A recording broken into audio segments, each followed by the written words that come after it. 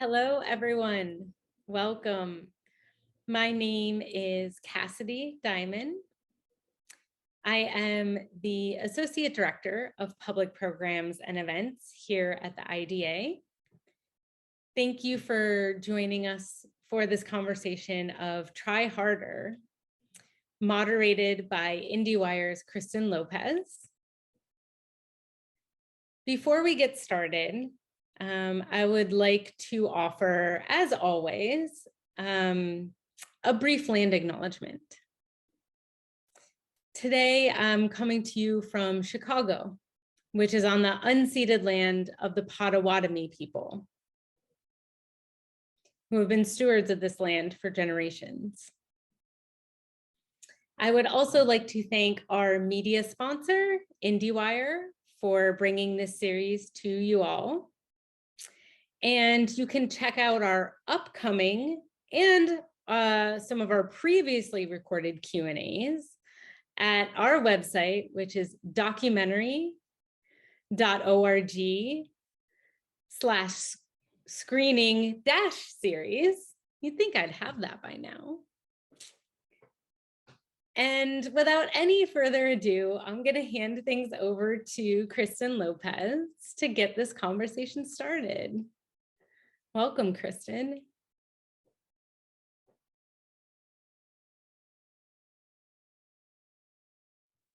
Hello, everybody. I am Kristen Lopez, the TV editor for IndieWire, and I'm so thrilled to get to be here with the cast and crew of the amazing documentary, Try Harder.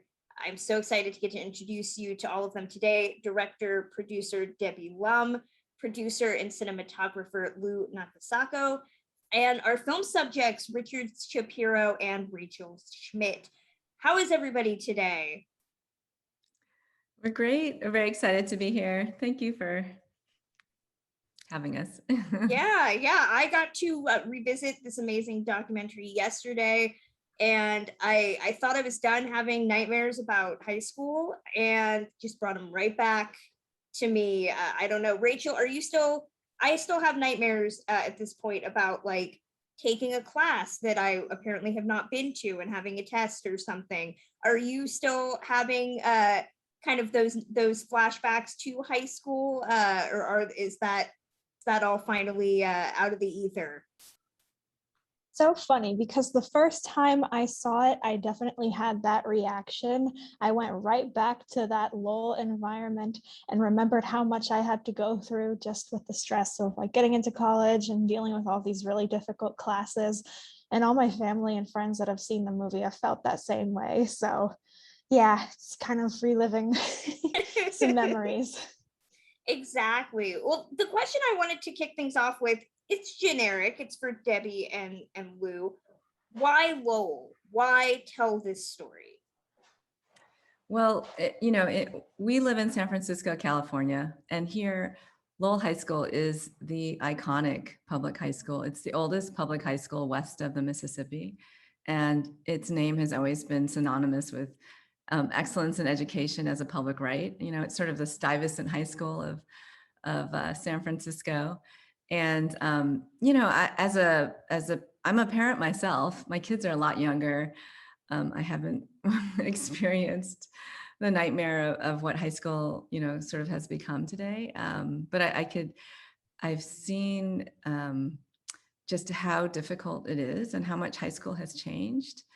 And how, kids are under so much pressure. And a lot of it is about this sort of frenzy over elite college admissions. And it was, we just felt like this was not just a universal story, but an important story from, I'm an Asian American filmmaker, and I've always told stories about the Asian American experience.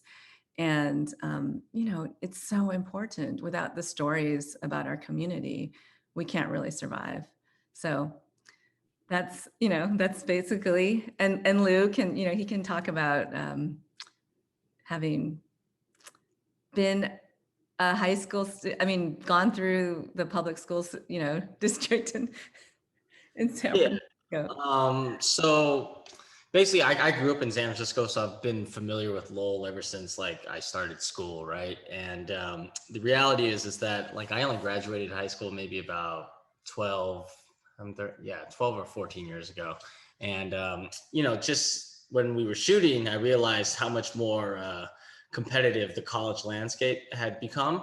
So as I started working with Debbie, we started talking about this idea of, like the fact that kids have to be training super hard at a young age to be successful nowadays, right? And what drew me to the project was just this idea of success, right? And at what cost are we pushing this new generation to push so hard?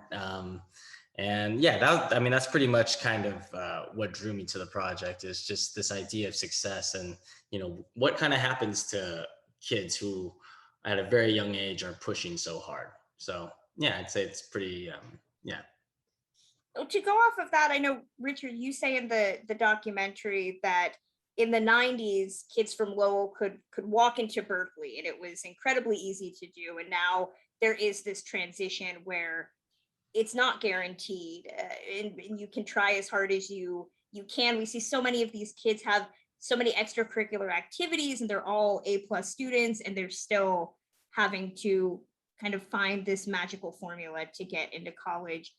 For you as an educator, can you talk a little bit about the changes and the nuances that have come from being a high school student in this day and age, especially now as we're seeing with COVID and school having the changes that they've had to go through over the last year with distance learning? I guess, how do you look at this documentary coming out now with so many changes in the high school landscape? There was a little bit of issue with the audio. Are you addressing that to me? Because you said yeah. Okay, that's fine. And well, actually, that's an interesting set of questions. The whole COVID thing is very hard to understand and pin down for what's happening right now. I spent my last year and a half teaching, which ended a few months ago, in COVID, and that was a different world in so many ways. And although it probably, I could tell that it was actually a positive experience for a small percentage of kids. For most of them, I think it was, it took quite a heroic effort to remain involved and committed to some kind of education. But the movie is actually is pre-COVID, and what's actually also heroic amongst these kids, as we all know, and I was in high school, it seems, many centuries ago, in a prior millennium, literally.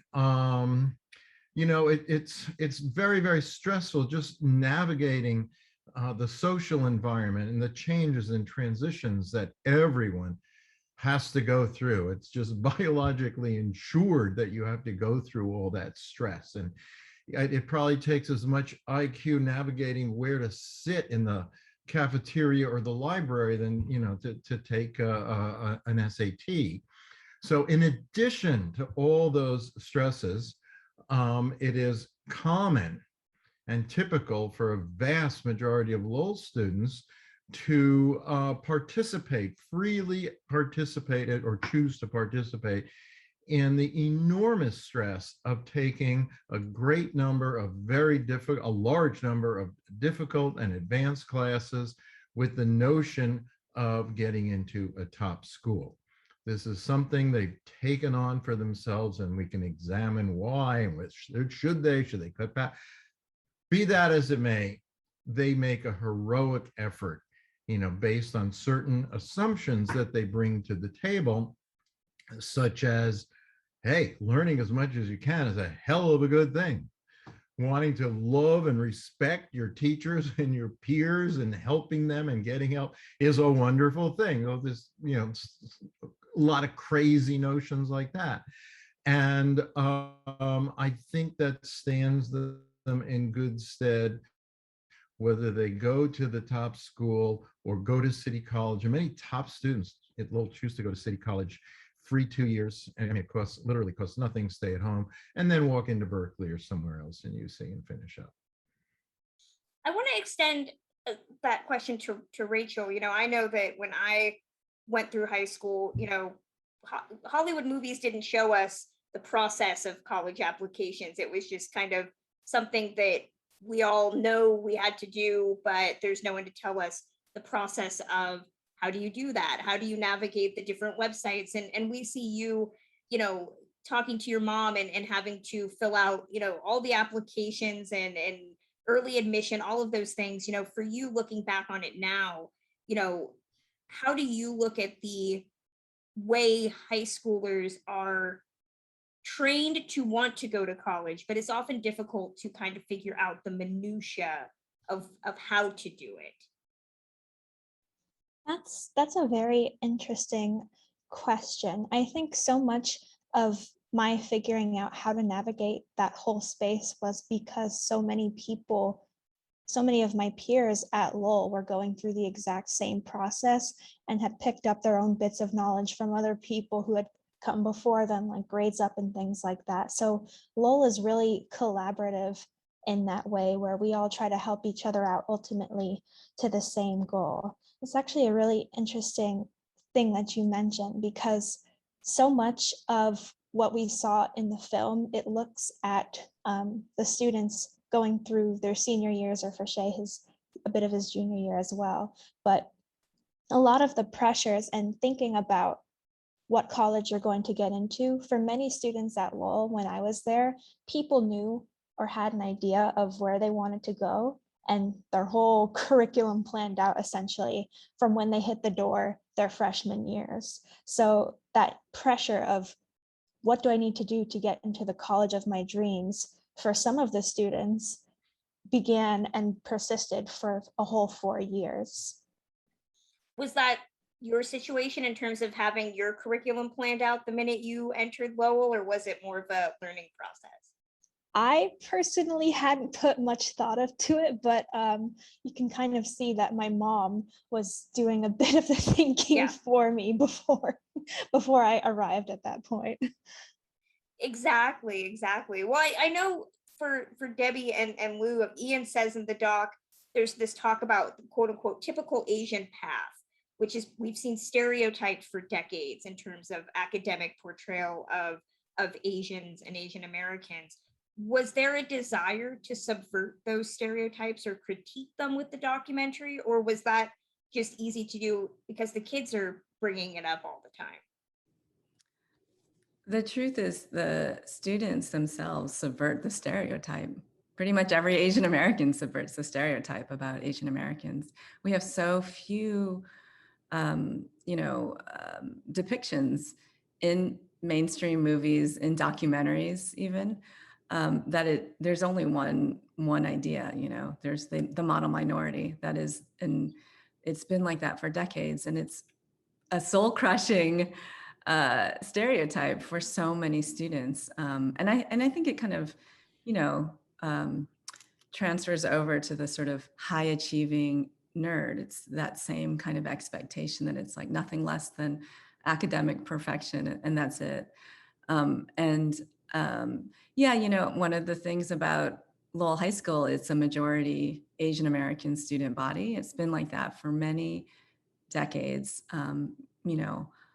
and for me as a filmmaker, I was really interested in a place where being Asian American is the norm, or as I would joke, it's like normal, like you're not a complete freak or an outcast, or worse, like you're invisible, which is how I grew up. I grew up not in San Francisco. I grew up in America's heartland. I went to a high school that was so different. I love that I'm sitting here with Rachael, because actually my experience in high school was so much like Rachel's experience at Lowell High School, where just because you are different, you're going to experience all kinds of challenges. Definitely the stereotypes about Asian Americans. And, you can see it today, like with the pandemic and the China virus and the rise of anti-Asian hate. This is because we don't have stories about our community. We're not depicted in three-dimensional ways with, like, you know, all the good, the bad, and the ugly, and the funny moments. You know, we don't have that, and it's actually really oppressive. And it's also, you know, I was, you know, thinking about what Mr. Shapiro, Richard, and Rachael have to say about the college admissions journey. It's like, for a lot of people, this is actually a life or death matter. You know, it's way too stressful. There's way too many expectations and pressures put upon teens today, and this is kind of the expectation that we have of the future leaders of our society. And so, you know, we were really hoping in telling this story that we could just, you know, air it out a little and let people reflect on what we're doing. Exactly. Well, to go off that, and I want to extend this question out to Rachael and Richard as well. I think there's often this belief of checking a box. You know, as a disabled woman with a Latino last name, I know that, you know, I got told many times during high school, you know, the wheelchair that's your entry. Like, use that, make that a thing, because diversity is what they're looking for. You know, is there still a desire to kind of be the multiple minority? You know, it's not necessarily about grades or extracurriculars. It's how many boxes you can check. You know, Rachael, I know you talk about in the documentary, the stereotyping that, you know, somebody said that Black people don't care about grades. You know, do you look at it as college now kind of does become about how many boxes you can check in order to get in? Yeah, when I look back on that moment in the film when I was wondering what I should put down as my race, that's, I think, something that mixed people experience all the time and struggle with for most of their lives. I just feel very sad for that version of myself in the film, because it's such a difficult thing to experience in high school.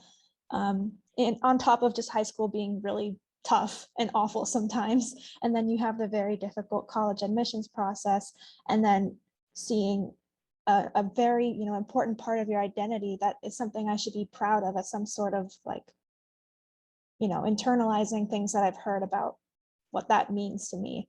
It's a very difficult thing to experience. I feel, you know, really sad when I saw that in the film. Richard, I want to throw that out to you as well. Do you think that one of the transitions that teens are experiencing now with college is I guess kind of that emphasis on diversity, and college is kind of weaponizing that? I guess is, maybe that's not the right term, but it's the way I keep seeing it in terms of checking boxes. Yeah, I don't know if the colleges are weaponizing it or not, but for sure the students experience it as if it was being weaponized against them. And at a place like Lowell, which is a majority Asian American and has such a huge number of all sorts of students that are working hard and competing for relatively few seats at prestigious schools, they are suffering more than a typical student.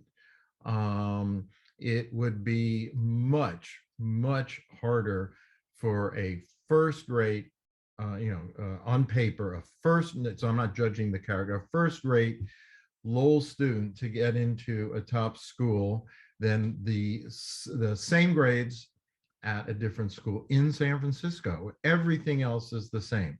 The other kid, if it's the quote Ivy League type, they'll get in there. If they're going to Berkeley, UCLA, they'll get in there well before the Lowell student. And I actually know someone who interviews students for Harvard in San Francisco, and this person tells me she's shocked, blows her mind at kids from Lowell who don't get in, who are off the charts amazing, and she's really feeling that kids significantly weaker do get in. And I think this is true for Lowell students across the board. And probably the most egregious and painful aspect, I think, is with UC. I mean, I think Lowell students or Asian Lowell students have a harder time getting into UC than if they went to just about any other school. Wow. And I think watching this documentary, it's such a testament to these amazing students, especially having a documentary crew documenting all of their lives. I want to throw this question out to Lou. How did you approach the cinematography and capturing certain things? I know there's a great scene where they're taking a test, and I don't know, high school me, I think, would have just been so distracted by a camera watching me do all this stuff that I would just probably be looking at it. I mean, how did you approach the cinematography of the story and filming at a real high school? Well, because these kids were so busy and had to, we were constantly kind of chasing them around, that we wanted kind of like a frenetic style. So there wasn't a ton of lighting. It was pretty much just, all right, figure out what's kind of happening in the moment. What's the most dramatic thing that's happening. So for instance, with the test, you can just kind of feel the stress when you're in the room. You know what I mean? So that part of getting legs shaking or the pencils like fidgeting, like all that stuff kind of came pretty naturally. But in terms of the rules for shooting, pretty much because the kids were always moving or were always had something to do, that we pretty much kind of wanted to have a very frenetic kind of hangout style in terms of the shooting, if that makes any sense. Yeah, definitely. I guess, what is the interrelationship for something like this with Lowell itself, and the administrators and I guess the higher ups? Were there limits, things you couldn't do, in terms of kind of starting the filming process? Not really. I mean, we got super lucky in terms of access, and a big reason for that is actually Richard. When you go into a institution, you always kind of need somebody who's going to champion for you or who's going to have your back. When things, naturally, when you're making documentaries, there's going to be some uncomfortable situations with subjects, but the fact that like we had somebody like Richard, who was our biggest advocate with the school, that pretty much made it pretty easy to film for an entire year. And then also the fact that I actually had a relationship with the principal, because he was my principal at another school when I was in high school. Really? Yeah. So there was a little bit of a shorthand there. And so we got very, very lucky, because I can tell you that getting into any kind of institution, especially a school, there's a lot of problems that could arise, and we didn't have that many. I mean, and I think Lou is also being very humble, because, we can thank Lou for being able to tell this story as well. It takes, like anyone who makes documentaries know, a high school is a very difficult place to gain access. I'm an outsider. I grew up in St. Louis. I've been in San Francisco for 20 years, but I didn't grow up here. And between the two of us, though, we do have, deep connections in the community. And I think that was actually important in the telling of the story. But, Miss Richard, who we always call Mr. Shapiro, who 30 generations of students call him Mr. Shapiro and will come and say, hey, I had you, he'll be at the gas station or he'll be in the doctor's office, and he'll find a student. He is, you can see right there from his background, like he is so understanding of the art. He's a science teacher who is a great advocate of the arts. I mean, it couldn't get better than that. The physics office, the teachers there, they allowed us to use their, cramped little tiny public school physics office for our staging. And we took it over for like 2 years with our camera and gear. And so that part we are very lucky about, but yeah. It was a positive experience for everyone involved. at Lowell. So it wasn't a sacrifice, and so we tripped over a few pieces of equipment. Big deal. I mean, that's the thing. It's like, this is something that Lowell High School gets a lot, I think, is that it's the school full of the smart kids. And what problems do they have? And like, they don't need any help, and that was, what we discovered. And one of the reasons why we decided to make a feature film about Lowell High School, which had never been done before, is that, we talked to the wellness counselor at Lowell High School who would have the same problem and say, I can't get services for my kids because these are the smart kids. But actually, the studies show that kids at high achieving schools have been named at risk for mental health issues like anxiety, depression, substance abuse, and other things. And they have 3 times the amount of stress than the average teen. So this is not just Lowell students, but kids that like want to be, who are nerds, who want to do well in school. And, it's just a weird time where everything is kind of upside down. Yeah. So we feel very privileged to have been able to tell this story. What I love about this is, so many other even documentaries about teens, kind of fall into the Breakfast Club trap, of you have very clearly defined types. And this documentary has such a rich group of young people that cannot be defined in conventional Hollywood terms. How did you settle on who you were going to focus on? What were you looking for in terms of subjects? I think many people, I know watching it this time for the second time, I was surprised that the class president, Jonathan Cho, who is the one that I was very surprised is not the focus. We see him very briefly, but he's not the focus of the story. How did you settle on these amazing kids? Well, like I've always say, there's so many amazing students at Lowell, but we met Alvin on the very first day that we met Mr. Shapiro. We knew immediately, we could have done a docuseries on him and his mom. Same holds for Rachael and Donna, Rachel's mom, who just shows you that you don't have to be Asian to be a tiger mother. And, we kind of had shared bets. So we interviewed so many students and followed more than 5. And some of it was definitely dependent on the college outcomes a little bit to some degree. But, when we were making the film, there's 5 students, main students, plus high school was a character also. And along the way, people gave notes like, you should cut down the number, maybe have one of each race, and it's just, I just felt like there is a way in which Asian American characters are minimized all the time on screen. And it was really important to show how our students were so different, and unique. But Lou can say more if you want to. Yeah. Well, yeah. So I guess I guess I'll just start with Shay, right? Because Shay's somebody that we kind of picked up a little bit later. So in terms of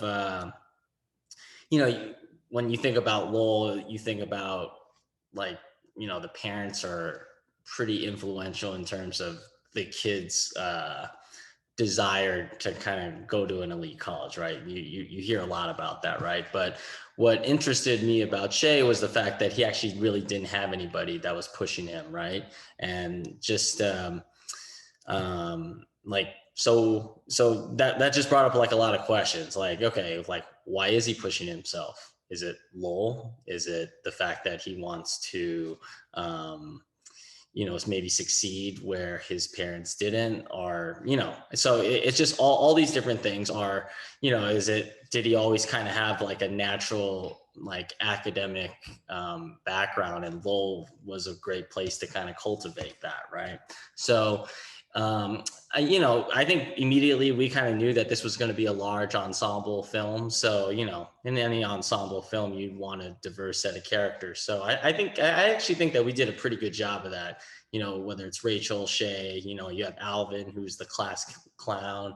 You have Ian, who's like the American-born Asian American.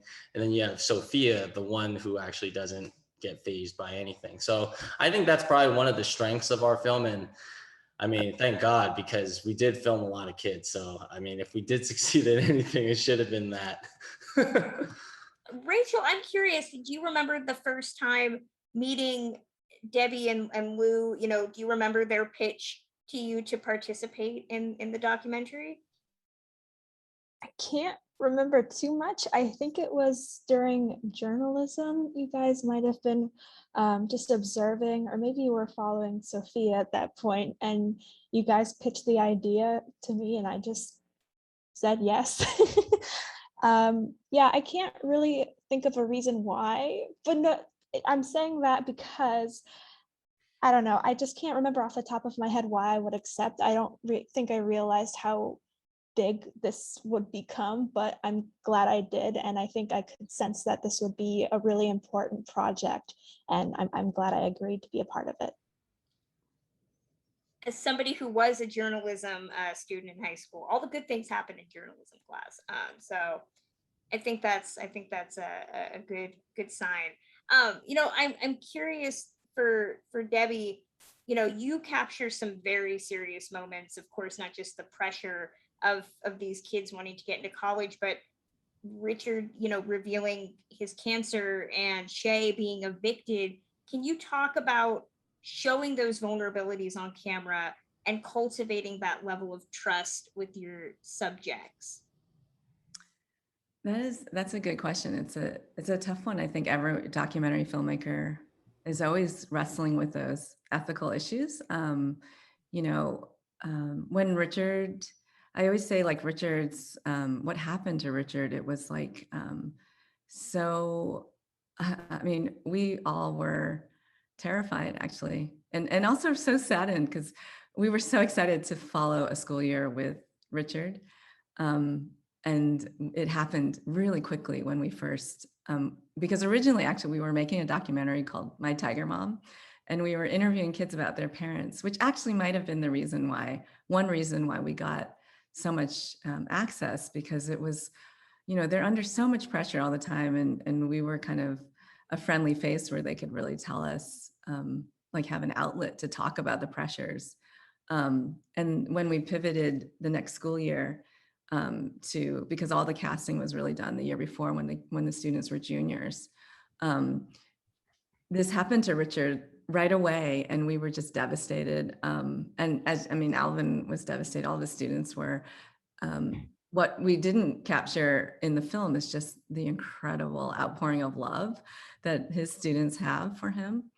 And so it was very much always like the human story that is so interesting in this college journey story. I mean, obviously you could look at the numbers and crunch the statistics and talk about the college industry and the marketing and the college coaches and the universities and everything else. But to me, what was interesting was the human story, and what Alvin says at that moment when he says, like, I graze everything.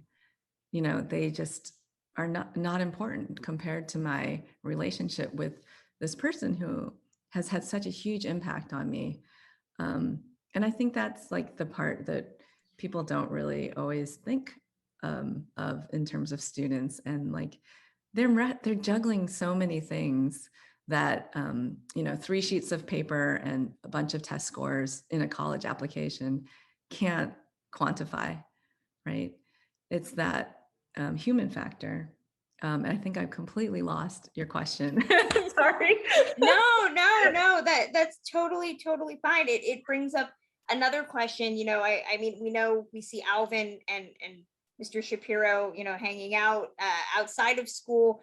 Do you all keep in touch with each other? Is there a desire to keep in contact? Or since the documentary, I mean, I'm assuming it's easy for everybody to get dispersed to the winds, but have you kept in touch with your subjects since this has been completed? Do you want me to answer again? We've been bringing everybody along. So if you check out other Q&As, you can meet other students. You can. Richard, do you want to speak to that? Well, there's the subjects in the film, and it's fairly common for me to be in touch with both in person and electronically students over time. And since the film, it's really accelerated. I keep getting contacted by students, former students, who have either seen the film, and in one case, a student, I told Debbie about it, who graduated Lowell at 95, or maybe it was 95, 96, who saw the trailer and reached out.